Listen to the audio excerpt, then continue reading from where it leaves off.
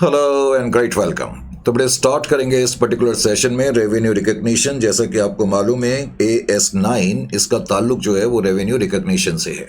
अब जहाँ तक रेवेन्यू रिकग्निशन का सवाल है, एग्जामिनेशन पॉइंट ऑफ व्यू से ये बेहद अहम, सिग्निफिकेंट और बहुत ही क्रूशियल और क्रिटिकल जो है स्टैंडर्ड है। वो इसलिए क्योंकि इसमें से एक केस स्टडी आप डेफिनेटली एग्जामिनेशन में एक्सपेक्ट कर सकते हैं। अब रेवेन्यू रिकग्निशन का बेसिकली थीम क्या है? हालांकि ये एक आसान स्टैंडर्ड है, इसमें भी कोई डाउट नहीं है। अब रेवेन्यू रिकग्निशन का जो बेसिकली थीम है वो ये, क्योंकि बिजनेस में कई बार ऐसा होता है और ख़ास तौर से जब हम क्रेडिट सेल्स करते हैं, जैसे कि हमने क्रेडिट सेल्स आज करी और मान लेते हैं कि पैसा हमें 1 साल के बाद मिलेगा, लेट अस से नेक्स्ट ईयर में मिलेगा। हमने कस्टमर को ये कहा हुआ है कि हम तुम्हें सेल तो आज कर रहे हैं, लेकिन विद इन नेक्स्ट 2 ईयर्स के अंदर अंदर आप हमें पैसा पे कर देना। अब कस्टमर हो सकता है कि मुझे पैसा पहले साल में ही पे कर दे या फिर नेक्स्ट ईयर में पे करे, इजंट इट और नॉट? तो यहाँ एक प्रॉब्लम क्या आती है कि मैंने जब यहाँ पर सेल करी तो क्या मैं रेवेन्यू यहाँ पर रिकग्नाइज करूँगा या फिर मैं रेवेन्यू उस वक्त रिकग्नाइज करूँगा जब मुझे पेमेंट रिसीव हुई है? Are you getting my point और not? Now this is a basic problem. तो बेसिकली ये जो स्टैंडर्ड है ये हमें गाइडलाइन देता है, ये हमें कुछ क्या बोलते हैं एलोब्रेशन देता है, ये कुछ इंसाइट्स हमें देता है कि रेवेन्यू को हमें कब रिकग्नाइज करना चाहिए। Is it clear to you और नॉट? मैंने क्या कहा कि इश्यू बेसिकली ये है कि जनरली ऐसा होता है कि जब हम सेल करते हैं हमें उसी वक्त पैसा नहीं मिलता, हालांकि कैश सेल के वक्त मिल सकता है, लेकिन मैंने कहा बिजनेस में most of the what we call जो ट्रांजेक्शन्स होती हैं वो क्रेडिट बेस पर होती हैं। तो हमने सेल तो आज करी लेकिन पैसा हमें कुछ टाइम के बाद मिलेगा। अब यहाँ क्रिटिकल पॉइंट ये है कि मैं रेवेन्यू कब रिकग्नाइज करूँ, जब पैसा मिलेगा मुझे तब या जब मैंने सेल करी है तब? तो इस तरह के डिलेमा को, इस तरह की प्रॉब्लम को, कंफ्यूजन को दूर करने के लिए अकाउंटिंग स्टैंडर्ड AS9 बनाया गया है। तो AS9 का सबसे पहले तो आपको थीम मालूम होना चाहिए। तो AS9 का बेसिकली थीम क्या है, जो कि सबसे पहले मैंने यहाँ पर लिखा भी हुआ है, आप इसको पहले ध्यान से देखें। Is it clear to you और नॉट? Objective and scope. और ऑब्जेक्टिव एंड स्कोप के अंदर मैंने वही चीज़ लिखी है जो मैंने अभी आपको बताई कि there may be a gap between the what we call sale of goods और rendering of services and the actual amount which we are going to receive. तो जब हम सेल करते हैं या गुड्स सेल करते हैं या सर्विसेज रेंडर करते हैं और जब हमें पेमेंट मिलती है तो इसके दरमियान बेसिकली कुछ गैप होता है। तो रेवेन्यू को रिकग्नाइज करने में मैंने कहा यही प्रॉब्लम आती है कि रेवेन्यू को कब रिकग्नाइज करा जाए। इसका मतलब ये जो स्टैंडर्ड है बेसिकली टाइमिंग ऑफ रेवेन्यू से डील करता है कि किस वक्त हमें रेवेन्यू को रिकग्नाइज करना चाहिए। Is it clear to you और नॉट? अब दूसरा पॉइंट जो तुम्हें समझ में आना चाहिए कि रेवेन्यू बेसिकली है क्या, what we mean by revenue. जब हम रेवेन्यू की बात करते हैं तो रेवेन्यू से हमारा मतलब क्या होता है? अब देखिए जी, रेवेन्यू से हमारा मतलब क्या होता है, इस पॉइंट को समझने के लिए आपको कुछ यूँ समझना होगा कि रेवेन्यू का सिंपल वर्ड्स में पहले तो स्टैंडर्ड किस तरीके से डिफाइन करता है। स्टैंडर्ड कहते हैं रेवेन्यू का मतलब है कि ग्रॉस इनफ्लो ऑफ, जैसे कि आप यहाँ लिखा हुआ देख भी रहे हैं, ग्रॉस इनफ्लो ऑफ। तो हमारे पास जो इनफ्लो आता है कैश के रूप में या रिसीवेबल के रूप में। रिसीवेबल का मतलब है जैसे मैंने किसी कस्टमर को क्रेडिट में क्रेडिट में गुड्स बेचे तो वो मेरा रिसीवेबल है, मैंने उससे पैसे लेने हैं। एंड अदर कंसिडरेशन, याद रखें जब भी हम वर्ड अदर कंसिडरेशन यूज करेंगे तो अदर कंसिडरेशन के अंदर 3 चीजें होंगी, इंटरेस्ट, रॉयल्टी और डिविडेंड। तो स्टैंडर्ड जो डिफाइन करता है रेवेन्यू को, it is a gross inflow of cash और रिसीवेबल और other what we call consideration. और अदर कंसिडरेशन का मतलब मैंने बताया कि ये इंटरेस्ट, रॉयल्टी और डिविडेंड से डील करता है। इसका मतलब है एक एंटिटी के पास जो भी इनफ्लो हो रहा है, यानी कि एक एंटिटी के पास जो भी कैश आ रहा है, जो भी एंटिटी के पास रिसीवेबल्स के रूप में पैसा, रिसीवेबल्स के रूप में एसेट्स रेज हो रहे हैं और अदर कंसिडरेशन के रूप में जो पैसा आ रहा है, मैंने कहा अदर कंसिडरेशन का मतलब बेसिकली इंटरेस्ट, रॉयल्टी और डिविडेंड से है। Is it clear to you? तो इस इनफ्लो को हम रेवेन्यू कहते हैं। अब अगला पॉइंट ये है कि ये रेवेन्यू हमारे पास कैसे आ सकता है। जाहिर है कि जैसा कि मैंने कहा कि जनरली जब हम बिजनेस करते हैं तो बिजनेस में बेसिकली एंटिटी या तो अपना प्रोडक्ट बेचती है या अपनी सर्विसेज देती है। Is it clear to you? अब जब हम अपना प्रोडक्ट बेचेंगे या सर्विसेज देंगे तो हम उसको कैश बेसिस पर भी दे सकते हैं, तो हमें कैश मिल सकता है। और अगर हम ये क्रेडिट बेसिस पर दे रहे हैं तो उस केस में हमें बेसिकली रिसीवेबल्स हासिल होंगे। रिसीवेबल्स का मतलब है डेटर्स के रूप में या बिल्स रिसीवेबल के रूप में हमारे एसेट बढ़ जाएंगे। Is it clear to you? अब उसके अलावा कई बार एंटिटी क्या करती हैं, अपने रिसोर्सेस, एंटिटी अपने रिसोर्सेज जो हैं वो दूसरों को दे देती है। करेक्ट? उन रिसोर्सेज को देकर के एंटिटी को या तो इंटरेस्ट मिलता है या रॉयल्टी मिलती है या डिविडेंड मिलता है। अब आप बोलोगे सर इंटरेस्ट कैसे मिल सकता है? सपोज हमारी एंटिटी ने किसी दूसरी कंपनी के डिवेंचर्स खरीदे हैं, हमारी एंटिटी ने किसी दूसरी कंपनी के डिवेंचर्स खरीदे, तो हमारा रिसोर्स, क्योंकि जब मैं किसी दूसरी कंपनी के डिवेंचर्स खरीदूंगा तो हमारा पैसा जो है दूसरी कंपनी के पास जाएगा। जिस कंपनी के मैंने डिवेंचर खरीदे हैं उस कंपनी के पास हमारा पैसा जा रहा है, यानी कि हमारा रिसोर्स उस कंपनी के पास जा रहा है, लेकिन उसके बदले में वो मुझे इंटरेस्ट पे करेगी हर साल। इसी तरह से मैंने किसी दूसरी कंपनी के अगर डिविडेंड खरीदे हैं तो हमारा रिसोर्स का मतलब हमारे फंड्स जो हैं दूसरी कंपनी के पास जा रहे हैं, लेकिन दूसरी कंपनी हमें डिविडेंड पे करेगी। इसी तरीके से कभी कभी हम अपने, जैसे कि पेटेंट है, अपने कुछ एसेट्स जैसे कि पेटेंट है, कॉपीराइट है, ट्रेडमार्क्स है, लाइसेंसेज हैं, ये दूसरों को यूज़ करने के लिए दे देते हैं और उनसे बदले में हम कुछ कंसिडरेशन हासिल करते हैं जिसको कि रॉयल्टी कहा जाता है। तो मैंने कहा कि एक एंटिटी के पास ग्रॉस इनफ्लो कैसे आ सकता है। एक एंटिटी के पास ग्रॉस इनफ्लो कैसे आ सकता है? एक तो एंटिटी जब अपने प्रोडक्ट और सर्विसेज को बेचती है तो उससे कंपनी को कैश हासिल होता है और रिसीवेबल्स के रूप में कंपनी के एसेट बढ़ जाते हैं। Is it clear to you और नॉट? फिर मैंने कहा कि कंपनी के पास अदर कंसिडरेशन के रूप में भी कुछ इनफ्लो हो सकता है। ऐसा तब होता है जब कंपनी के रिसोर्सेज कोई दूसरा यूज़ कर रहा है, या हमारे फंड्स कोई दूसरे यूज़ कर रहे हैं, या हमारे एसेट कोई दूसरे यूज़ कर रहे हैं। मैंने जैसे कि एग्जांपल भी देकर के आपको बताने की कोशिश करी थी, जब हम किसी दूसरी कंपनी में इन्वेस्टमेंट करते हैं, डिवेंचर्स में या शेयर्स में, तो हमें इंटरेस्ट और डिविडेंड मिलता है, लेकिन हमारे फंड्स जो हैं वो दूसरी एंटिटी यूज़ करेगी। इसी तरह से अगर हम अपने कोई एसेट हैं, कोई कॉपीराइट्स हैं, ट्रेडमार्क्स हैं, लाइसेंसेस हैं, फॉर्मूलाज हैं, अगर हम दूसरों को यूज़ करने के लिए दे देते हैं तो बदले में हम उनसे कुछ कंसिडरेशन रिसीव करते हैं, तो उसको हम बोलते हैं रिसोर्सेज। इसीलिए मैंने यहाँ पर लिखा भी हुआ है, जैसे कि आप देखेंगे कि हाउ डज रेवेन्यू में अराइज। तो रेवेन्यू कैसे अराइज हो सकता है? मैंने बताया रेवेन्यू जो अराइज हो सकता है सेल ऑफ गुड्स से हो सकता है, रेंडरिंग ऑफ सर्विसेज से हो सकता है, और use of resources by others. हमारी कंपनी के रिसोर्सेज को दूसरे यूज़ करते हैं तो उनसे हमारे पास, मैंने कहा कि इंटरेस्ट के रूप में, या फिर क्या बोलते हैं रॉयल्टी के रूप में, या डिविडेंड के रूप में अदर कंसिडरेशन आता है।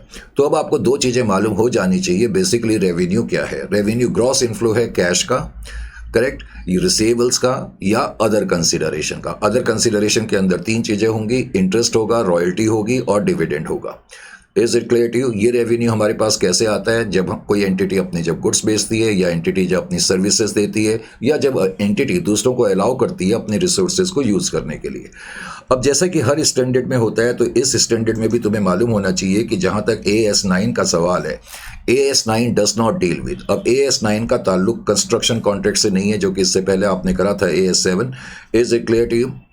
वहाँ क्योंकि रेवेन्यू रिकग्निशन करने के लिए वहाँ पर दूसरे रूल्स हैं। इसी तरह से हायर परचेज में ये अप्लाई नहीं होगा, लीज एग्रीमेंट्स में अप्लाई नहीं होगा, गवर्नमेंट ग्रांट्स में अप्लाई नहीं होगा, रेवेन्यू ऑफ इंश्योरेंस कॉन्ट्रैक्ट, खैर ये तो अब स्टैंडर्ड ही नहीं है, और profit on sale of fixed asset पे भी ये अप्लाई नहीं होगा। इसी तरह से रियलाइज्ड या अनरियलाइज्ड गेन जो होते हैं because of changes in foreign exchange rate, उन पर भी ये अप्लाई नहीं होगा। या जब हम फॉरेन स्टेटमेंट में जो हमने फॉरेन करेंसी में जो हमने अपनी फॉरेन स्टेटमेंट बनाई हुई है, उनको जब हम कन्वर्ट करते हैं तो उसमें जो रियलाइज्ड या अनरियलाइज्ड गेन्स होते हैं तो उन पर भी ये स्टैंडर्ड अप्लाई नहीं होता। Is it clear to you? At least अपने एमसीक्यू के पॉइंट ऑफ व्यू से आपको ये चीज़ें इसमें मालूम होनी चाहिए। इसका मतलब जहाँ तक इस स्टैंडर्ड का सवाल है, इस स्टैंडर्ड में तीन चीज़ें इंपॉर्टेंट हैं, क्योंकि जो रेवेन्यू ड्राइव होता है एक एंटिटी के द्वारा वो तीन तरीके से होता है, सेल ऑफ गुड्स के थ्रू, सेल ऑफ सर्विसेज के थ्रू, या फिर जब एंटिटी अपने रिसोर्सेज दूसरों को देती है यूज़ करने के लिए और उसके बदले में हमें अदर कंसिडरेशन मिलता है। तो इस पर्टिकुलर स्टैंडर्ड को हमें तीन पार्ट में पढ़ना पड़ेगा, जैसा कि मैंने बताया। तो उसमें पहला पार्ट जो है वो सेल ऑफ गुड्स का है। तो अब सेल ऑफ गुड्स के बारे में हमें क्या मालूम होना चाहिए? सबसे पहले तो तुम्हें यह मालूम होना चाहिए कि गुड्स के केस में रेवेन्यू किस तरीके से रिकग्नाइज होता है। स्टैंडर्ड कहता है कि in case of sale of goods revenue तब रिकग्नाइज करेंगे जब एंटिटी ने गुड्स से एसोसिएटेड सारे रिस्क और रिवार्ड्स ट्रांसफ़र कर दिए हैं और गुड्स की टाइटलशिप दे दी है, और हमने जो कस्टमर से पैसा लेना है उसको क्लेम करने में किसी तरह की अनसर्टेनिटी के एलिमेंट नहीं है। अगर मैंने सामान बेच दिया है, यानी कि मैंने गुड्स ट्रांसफ़र कर दिए हैं, गुड्स से रिलेटेड जितने भी रिस्क और रिवार्ड्स हैं वो मैंने कस्टमर को ट्रांसफ़र कर दिए हैं, तो हम कहते हैं कि हमने गुड्स की टाइटलशिप कस्टमर को दे दी है। तो एक कंडीशन तो ये है कि हमने सारे हमने रिस्क एंड रिवार्ड्स ट्रांसफर कर दिए इनडायरेक्टली। इसका मतलब है कि गुड्स का पोजीशन कस्टमर को दे दिया है, नंबर 1। नंबर 2, आपको ये मालूम होना चाहिए कि अब कस्टमर ने पैसा, जरूरी नहीं है कि कस्टमर उसी वक्त पैसा देगा, अब कस्टमर पैसा बाद में देगा। 99% वो बाद में ही पैसा देता है, लेकिन उस पैसे को कलेक्ट करने से रिलेटेड कोई अनसर्टेनिटी नहीं होनी चाहिए, तो तब हमें रेवेन्यू रिकग्नाइज कर लेना चाहिए।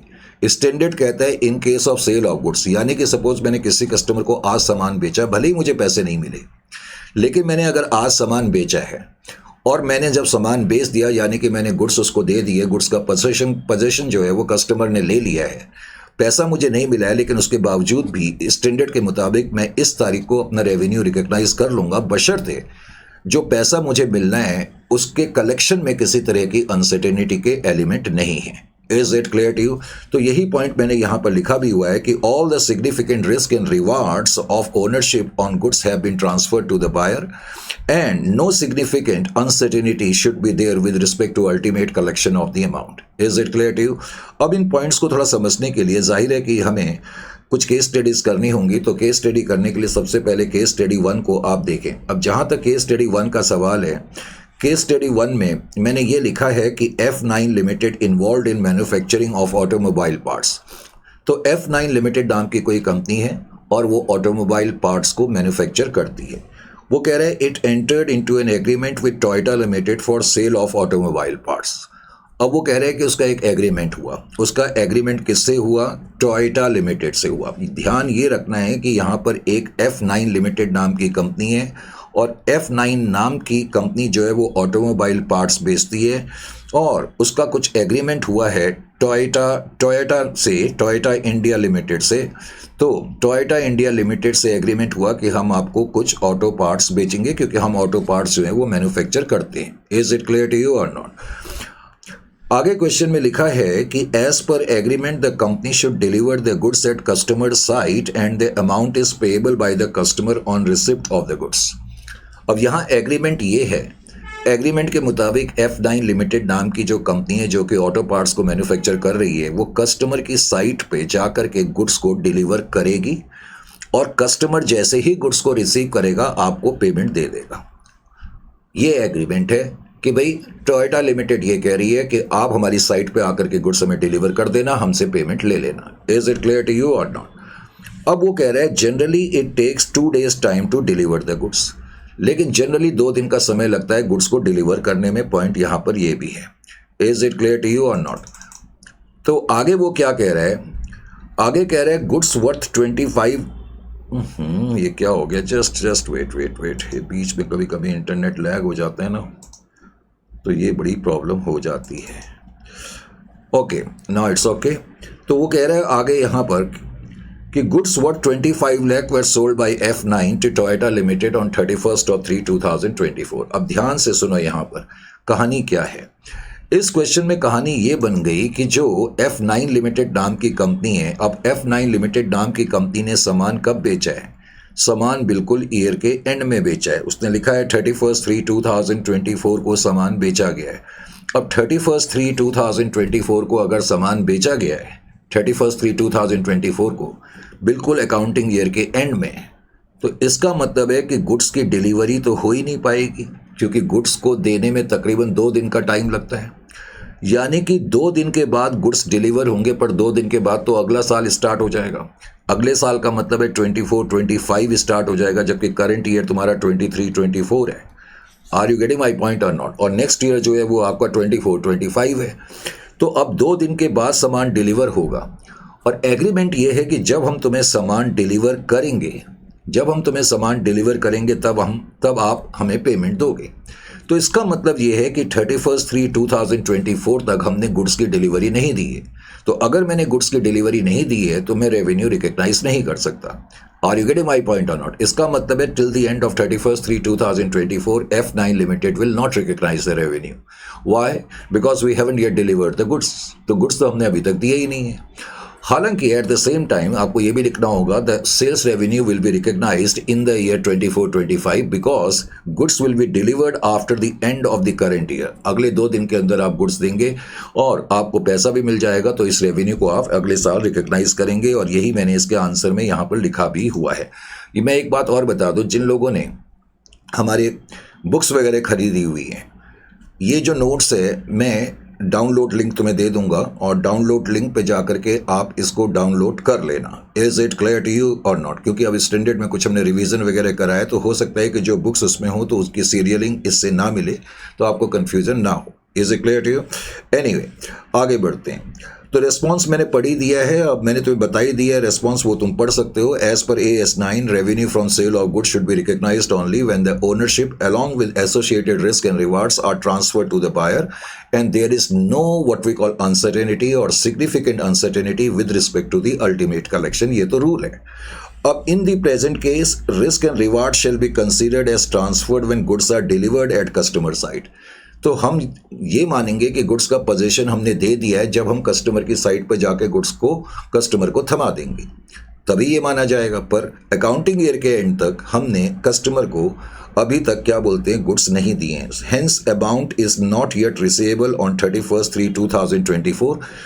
इसलिए 23-24 में हम रेवेन्यू रिकग्नाइज नहीं करेंगे, and accordingly sales will be recorded in next year, that is 24-25। समझ में आ गया? उसके बाद फिर केस स्टडी 1.2 में वो क्या कहता है? 1.2 में कहता है फॉक्स लिमिटेड नाम की कोई कंपनी है, manufactures machinery used in steel plants. तो फॉक्स लिमिटेड नाम की जो कंपनी है वो मशीनरी बनाती हैं जो कि स्टील प्लांट्स में यूज होती हैं। अब वो कह रहा है company sold machineries to various steel plants during the current financial year. तो बिकॉज हमारी कंपनी जो है ऐसी मशीनरी बनाती है जो स्टील प्लांट्स में यूज होती है, तो हमारी कंपनी का नाम फॉक्स लिमिटेड है। Is it clear to you? Fox limited हमारी कंपनी का नाम है, और फॉक्स लिमिटेड नाम की कंपनी मशीनरी मैन्युफैक्चर कर रही है। अब वो कह रहा है कि हमने कई स्टील प्लांट्स को या स्टील बनाने वाली कंपनीज को ये मशीनरी बेची है। Company sold machines to various steel plants during the current financial year. तो करंट फाइनेंशियल ईयर में हमने जो है वेरियस स्टील प्लांट्स को अपनी मशीनरी बेची है। आगे क्वेश्चन में कहते हैं as per the terms of the contract the full price of machinery is not to be released by the steel plant. अब वो क्या कहता है कि जब फॉक्स लिमिटेड नाम की कंपनी स्टील प्लांट्स को मशीनरी बेचती है, करेक्ट, मशीनरी बेचती है, तो जो स्टील प्लांट्स हैं वो 100% अमाउंट हमें पे नहीं करते हैं, वो 100% अमाउंट हमें पे नहीं करते। Is it clear to you?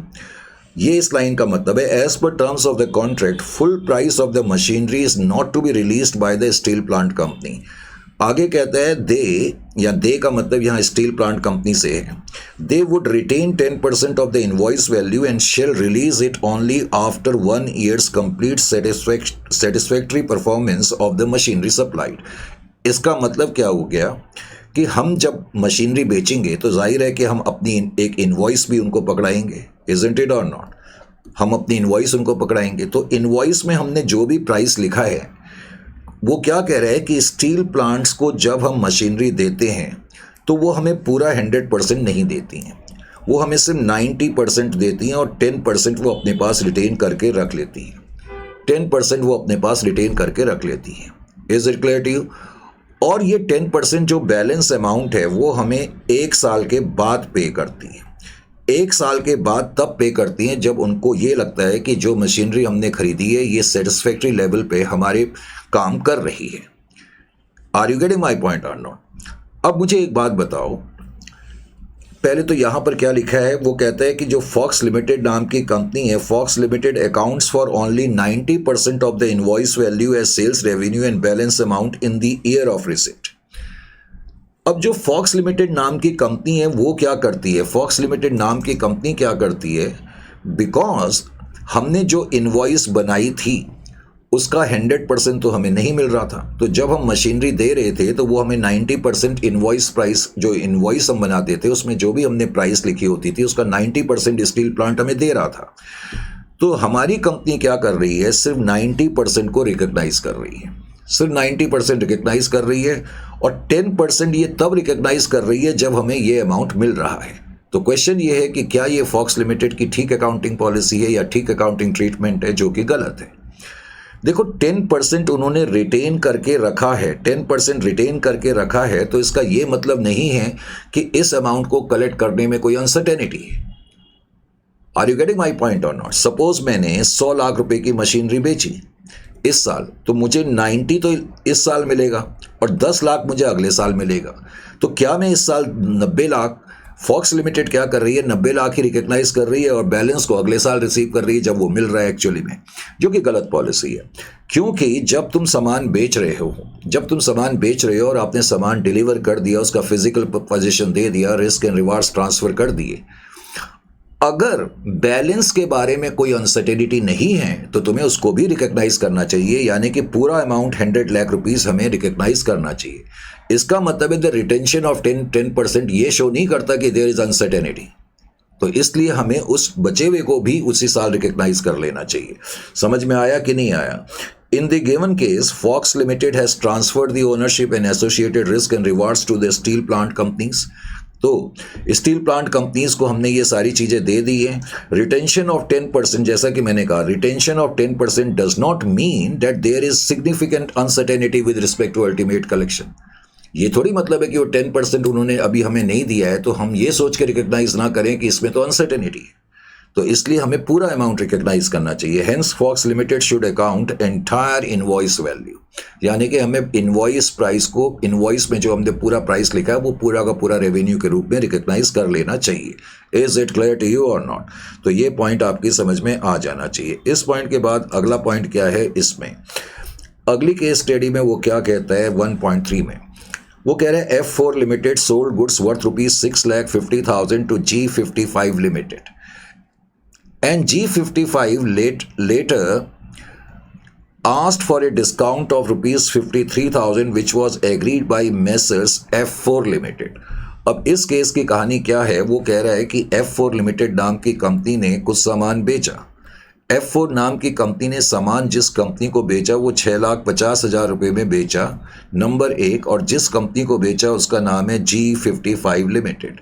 अब सामान तो हमने बेच दिया, लेटर का मतलब बाद में, जब हमने सामान बेच दिया तो बाद में G55 लिमिटेड क्या कह रही है, G55 लिमिटेड कह रही है कि हमें 65,000 रुपीज़ का आप डिस्काउंट दे दें, सॉरी 53,000 रुपीज़ का हमें डिस्काउंट दे दें, 53,000 रुपीज़ का आप हमें डिस्काउंट दे दें। G55 लिमिटेड बाद में डिस्काउंट को क्लेम कर रही है। एनीवे, आगे कह रहे हैं the sale was effected and goods were dispatched. तो सेल तो हमने कर दी, गुड्स डिस्पैच्ड हो गए, और कह रहा है after receiving goods worth ₹67,000 were found defective and which were returned immediately by G55 Limited and company made payment of 5,30,000। अब वो क्या कह रहा है इस केस में, पहले तो उसने कहा कि जब हमने पहले तो सेल हमने इफेक्ट कर दी। सेल इफेक्ट कर दी का मतलब है, इसका मतलब है कि हमने G55 लिमिटेड का ये प्रपोजल मान लिया जिसमें कि वो हमसे डिस्काउंट क्लेम कर रहे थे। सेल करने के बाद उन्होंने डिस्काउंट मांगा और फिर भी हमने सेल्स इफेक्ट कर दी, तो इसका मतलब है हमने उसकी ये बात मान ली होगी, तो वो जो 53 का डिस्काउंट मांग रहे थे वो हमने उनको दे दिया होगा। अब उसके बाद क्या हुआ कि जब हमने गुड्स ट्रांसफ़र करे, उसके बाद पता लगा कि इसमें 67,000 रुपीज़ के गुड्स जो हैं वो डिफेक्टिव हैं। 67,000 रुपीज़ के गुड्स जो हैं वो डिफेक्टिव हैं। अब 67,000 रुपीज़ के गुड्स डिफेक्टिव निकले तो वो उन्होंने हमें रिटर्न कर दी। और वो क्या कह रहा है कि जो G55 लिमिटेड नाम की कंपनी है, जब उन्होंने गुड्स रिटर्न करे साथ ही साथ उन्होंने पेमेंट भी कर दी, और पेमेंट उन्होंने कितनी करी है, वो कह रहा है payment of 5,30,000 to messrs Prima company limited. वो कह रहा है 5,30,000 की उन्होंने हमें पेमेंट भी कर दी है। एक्चुअली ये प्राइमा कंपनी जो नाम लिखा हुआ है, दरअसल ये नाम है F4 लिमिटेड, ये F4 लिमिटेड है। Is it clear to you और नॉट? तो कहने का मतलब ये है कि उन्होंने 5,30,000 F4 लिमिटेड को जो है वापस कर दी है। Is it clear to you? तो पूरी कहानी यहाँ पर क्या बन गई, पहले तो क्वेश्चन ये आपकी समझ में आना चाहिए कि F4 लिमिटेड नाम की कंपनी ने 6,50,000 का सामान बेचा, G55 ने बाद में क्या बोलते हैं 53,000 का डिस्काउंट हमें मांगा, और क्वेश्चन में कह रहा है कि sale was effected and goods were dispatched. इसका मतलब हमने ये बात उनकी मान ली होगी, तभी तो हमने गुड्स उनको दिए होंगे। अब जब हमने गुड्स उनको भेजे तो बाद में कुछ गुड्स डिफेक्टिव निकले और जो कि उन्होंने हमें रिटर्न कर दिए। अब वो कह रहे हैं जिस कंपनी को हमने ये सामान भेजा था G55 लिमिटेड, अब G55 लिमिटेड ने क्या करा, 6,50,000 का सामान हमने भेजा था, अब 53,000 का तो उन्होंने डिस्काउंट मांग लिया और उसके अलावा 67,000 रुपीज़ के गुड्स उन्होंने हमें वापस कर दिए। तो नेट बैलेंस कितना आ गया, 5,30,000। तो उन्होंने 5,30,000 की पेमेंट हमें कर दी। अब वो कह रहे हैं कि 5,30,000 की पेमेंट हमें कर दी। अब क्वेश्चन में सिर्फ इतना ही लिखा है, प्लीज़ डिस्कस। अब हमें इसको डिस्कस करना है। अब डिस्कस हमें इसको क्या करना है, इसमें पहले तो आपको ये मालूम होना चाहिए। Is it clear to you? अब मुझे क्या डिस्कस करना पड़ेगा, मेनली मुझे ये बताना पड़ेगा नंबर 1 कि मैं अपने रेवेन्यू को किस तरीके से रिकग्नाइज करूंगा। हमें मालूम है कि AS9 क्या कहता है। AS9 रेवेन्यू के बारे में क्या कहता है, इट इज़ ग्रॉस इनफ्लो। समझ में आया? It is gross inflow of cash और रिसीवेबल और अदर कंसिडरेशन। अगर रेवेन्यू का मतलब ग्रॉस इनफ्लो ऑफ कैश और रिसीवेबल और अदर कंसिडरेशन है तो इनडायरेक्टली इसका क्या मतलब हो गया, इसका मतलब ये हो गया कि मुझे अपनी अकाउंटिंग जब मैं करूंगा तो मुझे सेल्स को 6,50,000 को पूरा बुक करना पड़ेगा। I will have to book total amount of revenue as 6,50,000। Correct? Sales तो मैं 6,50,000 की दिखाऊंगा, लेकिन एट द सेम टाइम जो डिस्काउंट मैंने दे दिया 53,000 का और जो गुड्स मैंने रिटर्न कर दिए उनको भी सेपरेटली प्रेजेंट करा जाएगा। Is it clear to you और नॉट? इफेक्टिवली हम दिखा तो 5,30,000 ही रहे हैं, लेकिन पॉइंट ये है कि हमें इनकी प्रेजेंटेशन कैसे करनी है। इसकी प्रेजेंटेशन हमने नेट बेसिस पर नहीं करनी, ग्रॉस बेसिस पर करनी है। 6,50,000 सेल्स का अमाउंट दिखाया जाएगा, डिस्काउंट और जो हम गुड्स रिटर्न हो गए उनको हमने सेपरेटली प्रेजेंट करना होगा। Is it clear to you और नॉट? समझ में आ गया? ये जो क्वेश्चन है, ठीक अगला क्वेश्चन भी इसी क्वेश्चन की तरह है, इसलिए मुझे ये क्वेश्चन तुम्हारे होमवर्क के लिए हो गया। बिल्कुल सिमिलर लाइंस का क्वेश्चन है। Is it clear to you? तुम कहो तो मैं पढ़ भी देता हूं। इसमें कह रहे हैं मेसर्स प्राइमा कंपनी ने एक सामान बेचा है 5 लाख का वाई ब्रदर्स को। At a later date Y brothers asked for a discount of 80,000 which was agreed by Prima limited. तो उन्होंने बाद में डिस्काउंट मांगा और हमने इस बात पे एग्री भी कर लिया। अब कहते हैं sale was effected and goods were dispensed. Sale हमने इफेक्ट कर दी और गुड्स हमने भेज दिए। After receiving the goods worth ₹70,000 were found defective and which were returned immediately by the Y brothers. And Y brothers made the payment of 3,50,000 to Messrs Prima Company Limited. तो accountant वो कह रहे हैं book the cell of ₹3,50,000। बिल्कुल पिछले question का cousin brother है ये। तुमने सामान ओरिजिनली 5 लाख का बेचा था, जिस कंपनी को बेचा उसने तुमसे डिस्काउंट मांगा, 80,000 का तुमने दे दिया, सामान तुमने भेज दिया और भेजने के बाद पता लगा 70,000 के गुड्स डिफेक्टिव हैं, तो सामने वाली कंपनी ने 70,000 के गुड्स तुम्हें वापस कर दिए। और सामने वाली कंपनी को ये लगा कि 5 लाख की सेल हुई है, 80,000 का हमें डिस्काउंट मिल गया, 70,000 के गुड्स हमने वापस कर दिए, तो हमें तो अब 3,50,000 की पेमेंट करनी है और उन्होंने 3,50,000 की पेमेंट आपको कर दी। और हमारा अकाउंटेंट जो था वो और भी ज़बरदस्त था, उसने सोचा 3,50,000 मिल गए, फटाफट रेवेन्यू के रूप में इसको बुक कर दो। तो मैंने कहा कि तुम्हें करना क्या पड़ेगा, तुम्हें सेल्स बुक करनी पड़ेंगी 5 लाख की and discount and sales return will have to be reflected separately. वो तुम्हें सेपरेटली दिखाना पड़ेगा। तो ये पॉइंट आपको समझ में आना चाहिए। Is it clear to you? अगला पॉइंट इसमें केस स्टडी 1.5 से है और केस स्टडी 1.5 को ध्यान से देखें। केस स्टडी 1.5 में कहते हैं कि S85 incorporation sold goods worth ₹5 lakh to T limited on 1/1/2024 and there was no uncertainty on that date with respect to the ultimate collection. सबसे पहले तो आप समझने की कोशिश ये करें कि कौन सी तारीख को आपने सामान बेचा है। इस केस में आपने 1/1/2024 को सामान बेचा है और जब आपने 1/1/2024 को सामान बेचा, जब आपने 1/1/2024 को सामान बेचा है तो वो कह रहा है इस तारीख को जब मैंने सामान बेचा है, तो वो कह रहा है जो 5 लाख रुपए का सामान हमने बेचा उसकी कलेक्शन में किसी तरह की अनसर्टेनिटी नहीं थी। अगर उसकी कलेक्शन में अनसर्टेनिटी नहीं थी तो इसी तारीख को मुझे रेवेन्यू बुक कर लेना चाहिए 5 लाख का। इज इट और नॉट? आगे कह रहा है कि due to some natural calamity on 1/1/2024 mister T became insolvent and accountant wants to reverse the sale entry. अब वो क्या कह रहा है, एक्चुअली ये जो डेट है ना, ये 1/1/2024, ये ठीक कर लेना, इस डेट को ये एक्चुअली 1/3/2024 कर लेना। Is it clear to you? तो 1/3/2024 को टी जो है वो इंसॉल्वेंट हो गया। अब सामान तुमने 1/1/2024 को बेचा था, अब वो कहता है कि 1/3/2024 को जिस व्यक्ति को तुमने सामान बेचा था, जिस कस्टमर को सामान बेचा था, वो इंसॉल्वेंट हो गया है। अब वो कह रहा है accountant wants to reverse the entry.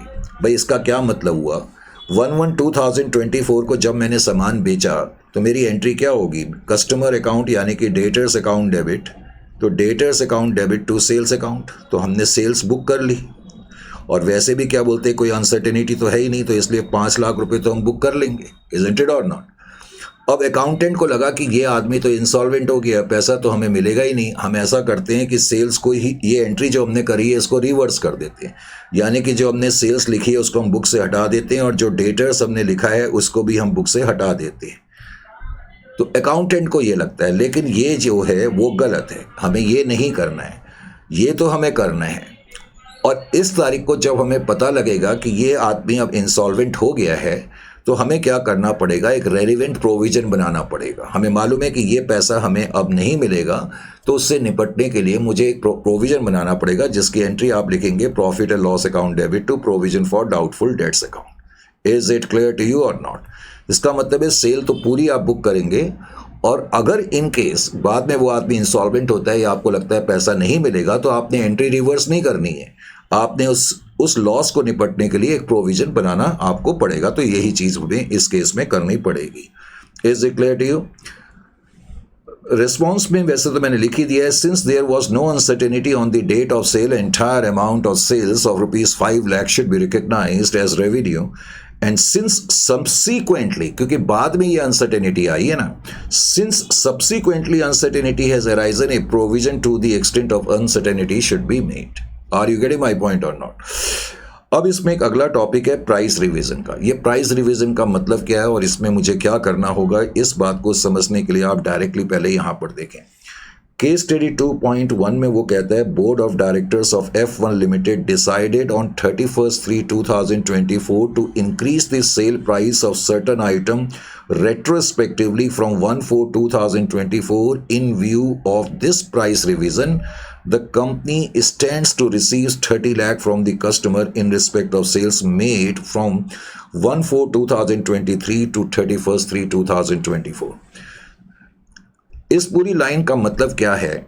वो कह रहे हैं, पहले तो इस केस में आपको ये समझना होगा कि अकाउंटिंग ईयर मान लेते हैं कि 1/4/2023 से स्टार्ट हो रहा है, अकाउंटिंग ईयर 1/4/2023 से स्टार्ट हो रहा है और अकाउंटिंग ईयर खत्म हो रहा है 31/3/2024 को। इस दिन हमारा अकाउंटिंग ईयर खत्म हो रहा है। Is it clear to you? अब जिस दिन मेरा अकाउंटिंग ईयर खत्म हो रहा है, करेक्ट, वो कह रहे हैं कि जो F1 लिमिटेड के डायरेक्टर्स हैं, इन्होंने डिसाइड करा इस दिन इन्होंने डिसीजन लिया है। ध्यान ये रखना है, डिसीजन इन्होंने इस दिन लिया है। डिसीजन क्या लिया है कि हम अपने प्राइसेस में कुछ तब्दीलियां करेंगे, तो हम अपने प्राइसेस में कुछ तब्दीलियां करेंगे। ये डिसीजन इन्होंने इस दिन लिया तो है, लेकिन ये डिसीजन जो होगा वो लागू कहाँ से होगा? It will become effective retrospectively, यानी कि इस तारीख से। वो क्या कह रहा है? वो कह रहा है कि हमने डिसीजन तो इस F1 के डायरेक्टर ने डिसीजन तो ईयर के एंड में लिया, लेकिन this decision will become effective from 1/4/2023। 1/4/2023 से ये जो डिसीजन लिया गया है वो इफेक्ट में आ जाएगा, लागू हो जाएगा। तो उन्होंने अपने प्राइसेस को, जो डिसीजन है date is regarding price revision, तो उन्होंने अपने प्राइसेस को रिवाइज करा होगा। उन्होंने अपने प्राइसेस को रिवाइज करा। हो सकता है कि अब प्राइसेस जो हैं हमने बढ़ा दिए हो, ऐसी पॉसिबिलिटी हो सकती है कि प्राइसेस हमने बढ़ा दिए हो, करेक्ट, लेकिन वो कह रहा है कि ये लागू इस दिन होगा। अब प्रॉब्लम क्या है? हमने कस्टमर को इस बीच में जो सामान बेचा है, अब मान लो एक कस्टमर ने सामान यहाँ खरीदा, एक ने यहाँ खरीदा, एक ने यहाँ खरीदा।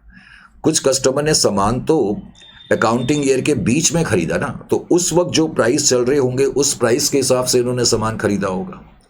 लेकिन अब ये कंपनी क्या कह रही है? मान लेते हैं मैंने एक कस्टमर को कोई एक यूनिट 10 रुपए की बेची थी, करेक्ट, सिंप्लिसिटी के लिए। अब हमने इसी यूनिट का प्राइस कह दिया जी नहीं, अब इसका प्राइस तो 12 रुपए पर यूनिट है। Are you getting my point और नॉट? तो प्राइस रिवीजन की वजह से प्रॉब्लम क्या आती है कि जिन कस्टमर ने बीच में सामान खरीदा होता है और खास तौर से क्रेडिट में खरीदा होता है, तो ईयर के एंड में उनको ज़्यादा प्राइस देना पड़ेगा और एंटिटी को ज़्यादा मिलेगा, इसमें भी कोई डाउट नहीं है। तो प्राइस रिवीजन्स में क्या होता है कि कंपनी जनरली जब अपने प्राइस रिवीजन को इफेक्ट में लाती है तो रेट्रोस्पेक्टिवली लाती है। डिसीजन तो हमने यहाँ लिया, लेकिन ये प्राइस, ये रिवीजन इफेक्टिव कहाँ से हो रहा है? इस तारीख से वो इफेक्टिव हो रहा है। अब इस तारीख से इफेक्टिव हो रहा है तो उसकी वजह से क्या हो रहा है, वो कह रहा है कि एंटिटी ने जो भी कस्टमर को यहाँ पर सामान बेचा था इस पूरे अकाउंटिंग ईयर में, वो कह रहा है उसकी वजह से कंपनी को 30 लाख रुपीस मिलेंगे, यानी कि प्राइस रिवीजन करने की वजह से कंपनी को 30 लाख एक्स्ट्रा मिलेंगे। आप इसको ऐसे भी मान सकते हैं। अब क्वेश्चन ये है कि ये 30 लाख रुपीस क्या हमें रिकग्नाइज करने चाहिए या नहीं करने चाहिए?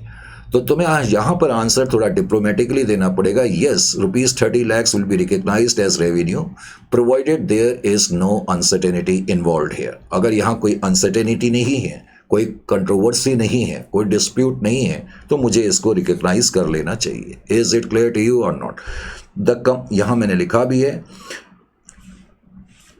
if the company is sure that it would be able to collect the said increased amount, then additional revenue should be recognized in 23-24। तो हमें उस एडिशनल रेवेन्यू को रिकग्नाइज कर लेना चाहिए। ये प्राइस रिवीजन है और यही अगला क्वेश्चन है, वो जो कि बिल्कुल सेम क्वेश्चन है। फिर इसमें अगला पॉइंट जो है वो है revenue recognition in case of services. अब सर्विसेज के केस में रेवेन्यू कैसे रिकग्नाइज करा जाएगा, इसमें आपको सिर्फ इतना समझना है, सिर्फ आपको इतना समझना है। Is it clear to you? Services के केस में रेवेन्यू कैसे रिकग्नाइज करते हैं? सपोज आप एक एंटिटी हैं और आप सर्विसेज प्रोवाइड करते हैं, करेक्ट? आपने किसी कस्टमर को सर्विसेज प्रोवाइड करनी है। Is it clear to you? मान लेते हैं आपकी कस्टमर से एग्रीमेंट हो गया कि हम आपको 3 साल तक रेगुलर सर्विसेज प्रोवाइड करेंगे। लेट अस से आपकी जो है कंप्यूटर एसेसरीज की या कोई टेक्नोलॉजिकल फर्म है और आप अपने डिफरेंट क्लाइंट्स को जो है मेंटेनेंस की फैसिलिटी देते हैं। तो आपने कस्टमर से एग्रीमेंट करा, ये कस्टमर से आपने एग्रीमेंट कर लिया कि हम आपको 3 साल तक सर्विस देंगे, मेंटेनेंस सर्विस देंगे, हर साल में एक सर्विस देंगे। Is a clarity? यानी कि ये 3 ईयर्स हैं, लेकिन एक सर्विस आप हर साल देंगे। इस एग्रीमेंट के तहत आपने कस्टमर से, मान लेते हैं कि 6 लाख रुपीस, इस एग्रीमेंट के तहत आपने कस्टमर से 6 लाख रुपीस ले लिए, करेक्ट? यानी कि आपने कहा कि हम आपको मेंटेनेंस सर्विस देंगे, साल में एक सर्विस देंगे, करेक्ट? साल में एक सर्विस देंगे और हम 3 साल तक आपको सर्विसेज देंगे, आप हमें 6 लाख रुपए दे दो। अच्छी बात है। अब मान लेते हैं कि आपकी एंटिटी ने पहले साल की सर्विसेज दे दी हैं और दूसरे साल की सर्विसेज भी दे दी है, तो आपने कितनी सर्विसेज परफॉर्म कर दी हैं? 3 में से 2 सर्विस, यानी कि आपका एग्रीमेंट 3 सर्विस देने का था ना, तो 3 सर्विसेज में से आपने 2 सर्विस दे दी हैं। समझ में आ गया कि नहीं आ गया? 3 सर्विसेज के खिलाफ जो आपको पैसा मिला वो 6 लाख है, तो 2 सर्विस के खिलाफ पैसा कितना बनेगा? Date is equal to 4 lakh बनेगा। यानी कि जितनी सर्विसेज आपने परफॉर्म कर दी हैं, जितनी सर्विसेज आपने परफॉर्म कर दी हैं, टोटल 3 में से 2 सर्विसेज आपने परफॉर्म कर दी हैं, तो 2 का रेवेन्यू आप रिकग्नाइज कर लेंगे।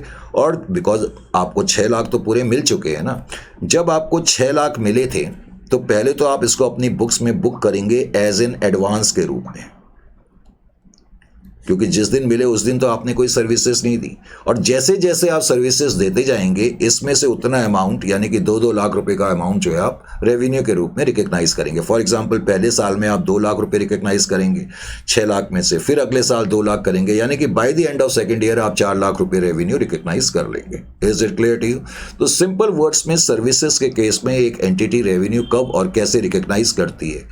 एक तो जो सर्विसेज एंटिटी ने परफॉर्म कर दी है, जो सर्विसेज एंटिटी ने परफॉर्म कर दी है उसके खिलाफ जो है एंटिटी रेवेन्यू रिकग्नाइज करती है। ऑफ कोर्स कहने के लिए हम इसमें भी लिखते हैं कि जब हम रेवेन्यू रिकग्नाइज कर रहे हैं तो उसमें अनसर्टेनिटी नहीं होनी चाहिए।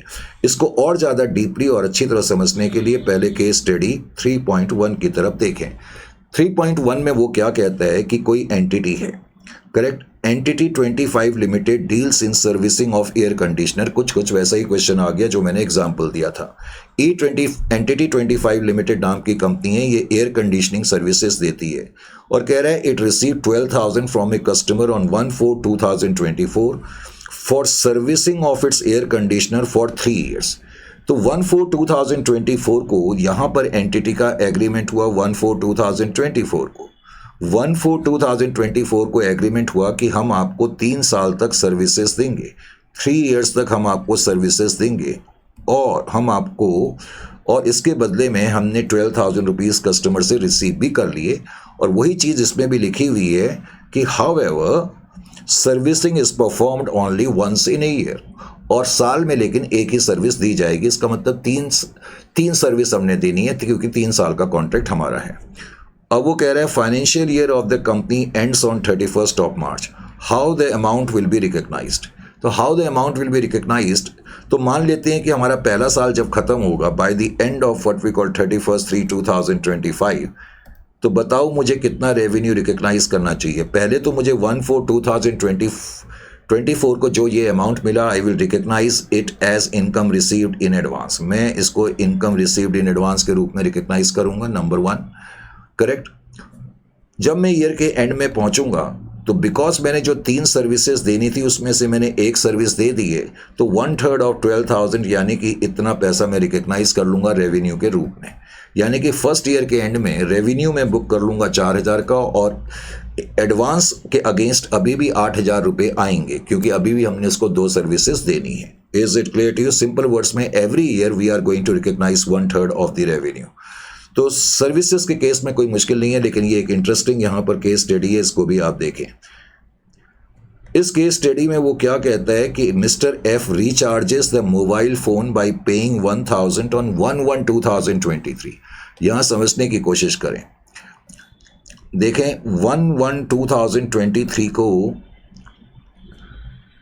कोई पर्सन है मिस्टर एफ, उसने अपना मोबाइल रिचार्ज कराया और रिचार्ज उसने कराया 1,000 रुपीज़ दे करके, करेक्ट।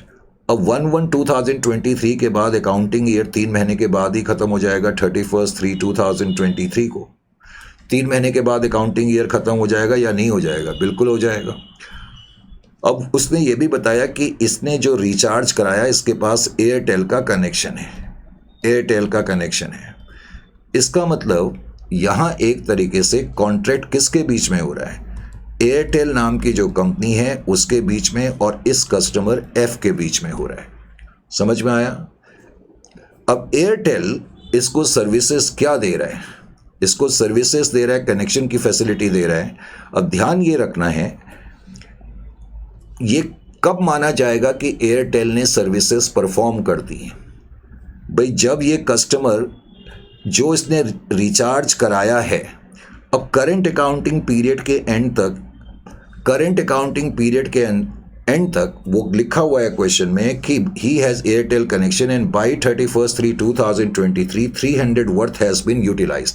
उसने 1,000 के रिचार्ज में से 300 रुपये का जो रिचार्ज का अमाउंट था वो यूटिलाइज कर लिया है। सिंपल वर्ड्स में जैसे जैसे कस्टमर इस रिचार्ज को यूटिलाइज करेगा तो ये माना जाएगा कि एयरटेल ने सर्विसेज परफॉर्म कर दी, क्योंकि जब तक कस्टमर उसको यूटिलाइज ही नहीं करेगा तो इसका मतलब एयरटेल ने सर्विसेज परफॉर्म ही नहीं करी। तो इसका मतलब है कि जब मैं अकाउंटिंग ईयर के एंड में आऊँगा तो 1,000 में से 300 वर्थ ये माना जाएगा कि सर्विसेज परफॉर्म हो गई हैं, तो इसलिए एयरटेल 300 रुपीज़ जो है रिकग्नाइज कर लेगा और बैलेंस 700 अभी भी एडवांस के रूप में शो करेगा। Is it clear to you और नॉट?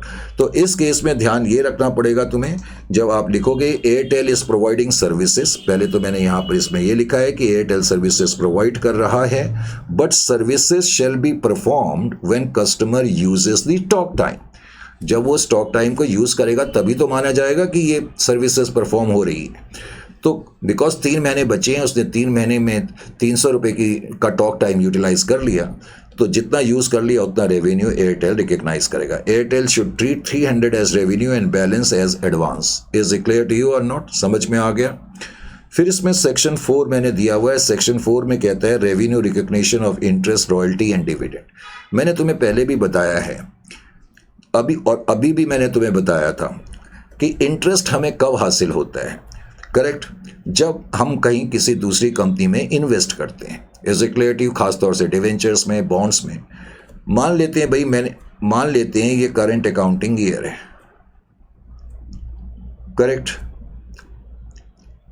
और मैंने चलो मैं डेट भी लिख ही देता हूँ, 1/4/2027, करेक्ट, और मान लेते हैं 1 जनवरी 2028, तो अकाउंटिंग ईयर 31/3/2028 को ख़त्म होगा। मान लेते हैं कि इस दिन हमने या हमारी एंटिटी ने 10% बॉन्ड्स खरीदे ₹5 लाख के। तो बताओ मैं कितना इंटरेस्ट इस साल रिकग्नाइज करूंगा? भाई बड़ा सिंपल सी बात है कि ये 3 महीने का इंटरेस्ट मैं रिकग्नाइज करूंगा। तो 3 महीने का इंटरेस्ट कितना हो जाएगा? That is 5 lakh. 5 लाख के बॉन्ड्स हैं, 10% आपको इंटरेस्ट मिल रहा है, तो 1 साल का इंटरेस्ट 50,000 हो जाएगा और 3 महीने का इंटरेस्ट मेरे ख्याल से 12,500 हो जाएगा। तो 12,500 रुपये का इंटरेस्ट आप रिकग्नाइज करेंगे। इसका मतलब जब मैंने इंटरेस्ट को रिकग्नाइज करा तो मैंने क्या करा? मैंने उसको टाइम बेसिस पर रिकग्नाइज करा। तो आपको ये मालूम होना चाहिए कि इंटरेस्ट जो है वो हमेशा टाइम बेसिस पर रिकग्नाइज करा जाता है, और ये वैसे भी आपको मालूम है। Is it clear to you? ये तो मैंने आपको इंटरेस्ट के बारे में बताया। अब जहाँ तक सवाल है इंटरेस्ट के बाद डिविडेंड का, अब डिविडेंड कैसे रिकग्नाइज करा जाता है, जहाँ तक डिविडेंड का सवाल है, तो डिविडेंड के बारे में आपको ये मालूम होना चाहिए। सपोज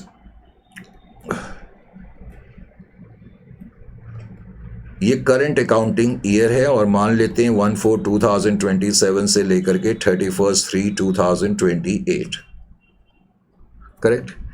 ये किसी कंपनी का अकाउंटिंग ईयर है। मान लेते हैं कि एक्स लिमिटेड नाम की कोई कंपनी है और उसका अकाउंटिंग ईयर 1/4/2027 और 28 है, करंट अकाउंटिंग ईयर। और हम ये मान लेते हैं कि आपने एक्स लिमिटेड में पैसा लगाया हुआ है, करेक्ट। मान लेते हैं कि आपने एक्स लिमिटेड के 5 लाख रुपए के शेयर्स खरीदे, करेक्ट। आप भी एक एंटिटी हैं लेकिन आपने एक्स लिमिटेड में पैसा इन्वेस्ट करा है। अब एक्स लिमिटेड ने क्या करा?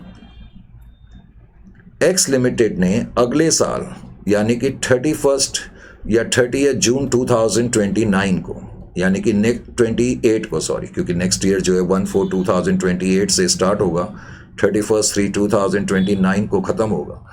तो उन्होंने 30 जून 2028 को मान लेते हैं कि डिविडेंड डिक्लेयर करा 10% फॉर द ईयर 27-28 के लिए डिविडेंड डिक्लेयर करा के।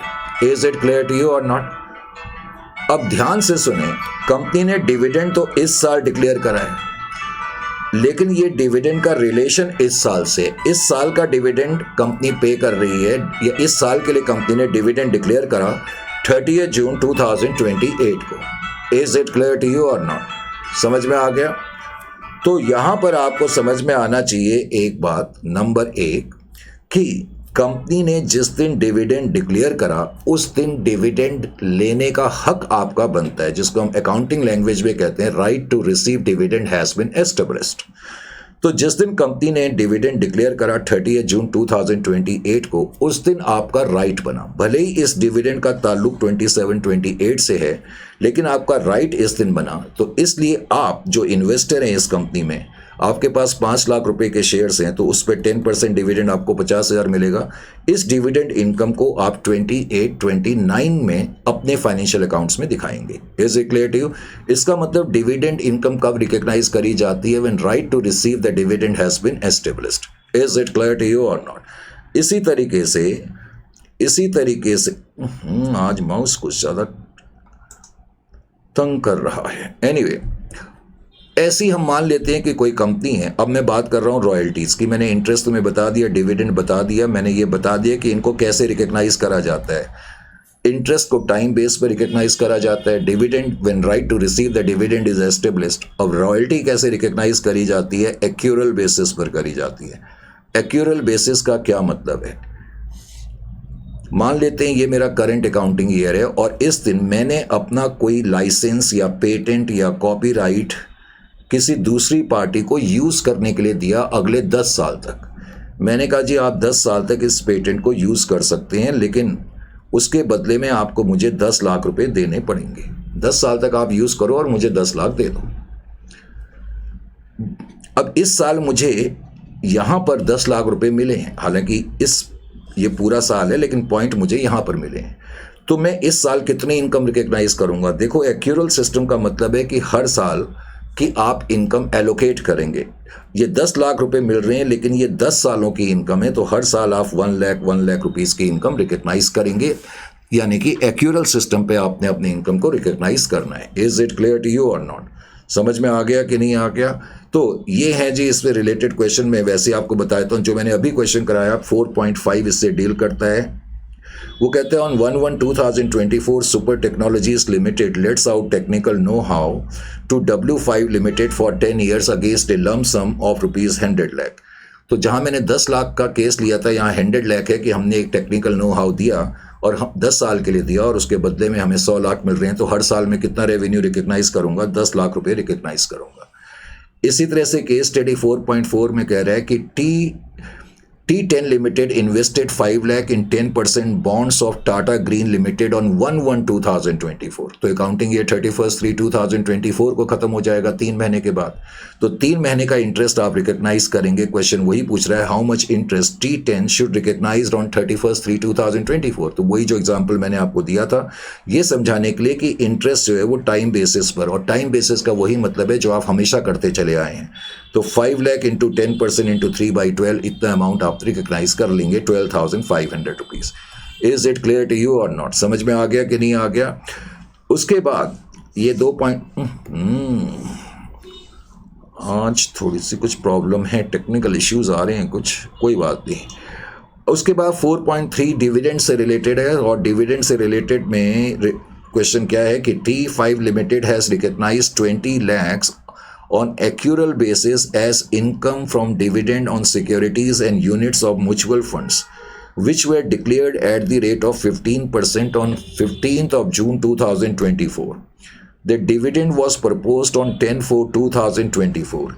Is that treatment correct? वो कह रहा है कि हमारी कंपनी को डिविडेंड मिला, और डिविडेंड जो हमें मिला है, कंपनी ने ये डिविडेंड डिक्लेयर करा है 15/6/2024 को। जिस कंपनी में हमने इन्वेस्ट करा है, कह रहा है उस कंपनी ने डिविडेंड डिक्लेयर जो करा है 15/6/2024 को करा है। अब 15/6/2024 जो है वो बेसिकली 15/6/2024 जिस दिन डिविडेंड डिक्लेयर करा है, उस दिन आपका राइट बन जाएगा डिविडेंड को रिसीव करने का, राइट टू एस्टेब्लिश जिसको हम बोलते हैं। अब ये डेट जो पड़ रही है वो अकाउंटिंग ईयर 1/4/2024 से लेकर के 31/3/2025 के बीच में पड़ रही है। तो डिविडेंड की इनकम जो है, जो भी आपकी डिविडेंड की इनकम बनेगी, उसको 24/25 में आप रिकग्नाइज करेंगे, और इसको एक्यूरल बेसिस पे रिकग्नाइज नहीं करेंगे, जो कि एंटिटी ने कर दिया है। तो dividend should be recognised as income when right to receive is established. Thus dividend should be recognised in the financial year 24/25। Is it clear to you और नॉट? तो ये चीज़ें हैं, और इसी तरीके से क्वेश्चन नंबर 4.2 और 4.1 आप कर सकते हैं। बिल्कुल सिंपल से क्वेश्चन है, इसलिए मैंने ये कराए। अब इस पर्टिकुलर स्टैंडर्ड में कुछ एडवांस लेवल के क्वेश्चंस हम देखेंगे, और एडवांस लेवल के क्वेश्चंस को देखते हैं हम, लेकिन 2 मिनट का हम ब्रेक लेंगे, सिर्फ 2 मिनट का, उससे ज़्यादा का नहीं, और क्लास अभी जारी है। ठीक है, so welcome after the break.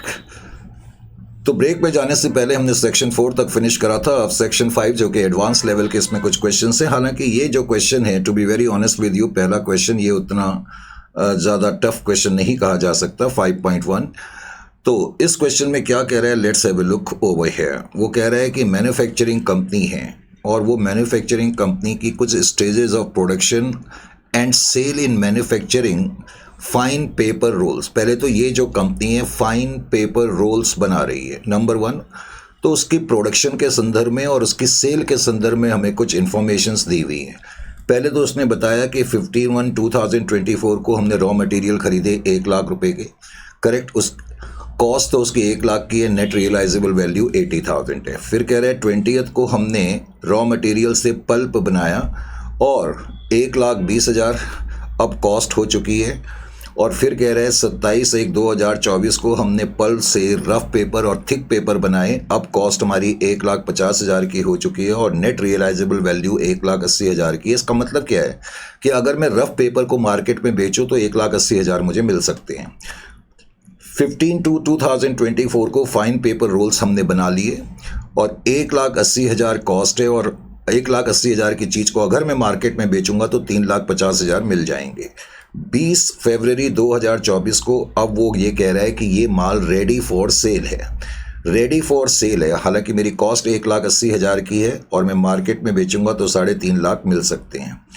15/3/2024 को कह रहा है sale agreed and invoice raised. अब वो कह रहा है कॉस्ट 2 लाख की और 3,50,000 ऑब्वियसली सेल वैल्यू है। इनफैक्ट इस क्वेश्चन में हमसे ये पूछा गया है कि on which date revenue should be recognised.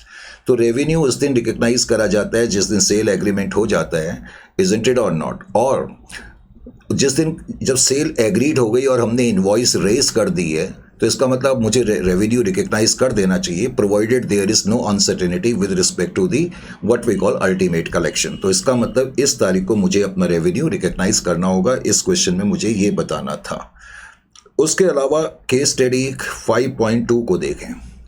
5.2 में वो क्या कहते हैं, entity 55 limited is involve in media advertising business. तो एंटिटी कोई एंटिटी है, मीडिया एडवर्टाइजिंग बिजनेस करती है और कह रहे हैं it obtained right for football world cup tournament to be held in May-June 2024 for 250 lakhs।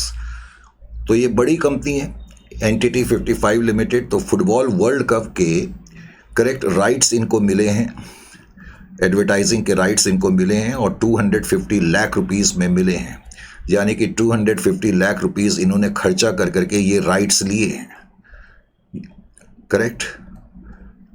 इसका मतलब है जो फुटबॉल ग्राउंड्स वगैरह हैं या फुटबॉल मैचेस वगैरह होंगे वर्ल्ड कप में, अब ये क्या करेगी, इसमें टाइम स्लॉट बेचेगी एडवर्टाइजर्स को और वहाँ से पैसा रिकवर करने की कोशिश करेगी। फिलहाल इनको कॉन्ट्रैक्ट जो मिला है 250 लाख रुपीस खर्च कर करके मिला है। आगे वो कह रहे हैं the entity paid 150 lakh on 31/3/2024 to secure the advertising right and balance 100 lakh was paid in April 2024। पहले तो उसने ये भी बताया कि कंपनी ने जो ये अमाउंट पे करा है 250 लाख का, वो कह रहा है एक तो हमने ये अमाउंट पे करा है 31/3/2024 को, 31/3/2024 को हमने पे करा है 250 में से 150 लाख। और वो कह रहे हैं कि बैलेंस अमाउंट हमने पे करा है अप्रैल 2024 में, यानी कि नेक्स्ट ईयर में अप्रैल 2024 में हमने बैलेंस 100 लाख रुपीस पे करे हैं, जो 250 लाख की हमने पेमेंट करी है। अब मेन पॉइंट ये है कि अब इस कंपनी के पास करेक्ट सारे फुटबॉल मैचेस के राइट्स आ गए। इनडायरेक्टली इसका मतलब उन मैचेस में किसी को भी एडवर्टाइजमेंट करनी होगी तो मुझे इस एंटिटी को, इस मीडिया हाउस को कॉन्टेक्ट करना होगा। अब इस क्वेश्चन में उसने आगे बताया कि entity sold 70% of the available time for ₹350 lakh on 31 March 2024। अब वो क्या कह रहा है, जस्ट वेट।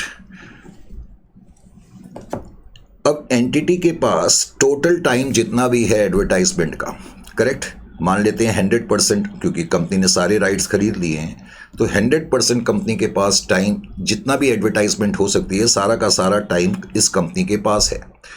अब कह रहे हैं कंपनी ने 100% में से 70% एडवर्टाइजिंग टाइम करेक्ट बेच दिए, ये एडवर्टाइजिंग राइट बेचे हैं। 70% of the available time for 350 lakh, वो हमने 350 लैक्स में बेच दिया है 31/3/2024 को। Is it clear to you? याद रखें जो वर्ल्ड कप टूर्नामेंट होगी वो मई और जून 2024 में होनी है। Is it clear to you? तो 70% हमने टाइम स्लॉट बेच दिया टोटल 100% में से और 350 लाख रुपीस हमें मिल गए। 31/3/2024 को मुझे ये पैसा मिल गया है। करेक्ट। आगे क्वेश्चन में कहता है द एडवर्टाइजर यानी कि कस्टमर, अब जो हमारी कंपनी से राइट खरीदेगा उसको एडवर्टाइजर कहेंगे, वो हमारा कस्टमर है। वो कह रहे हैं customer paid 60% of the amount by that date. अब ध्यान क्या रखना है कि 350 लाख में हमने एडवर्टाइजिंग राइट बेचे हैं।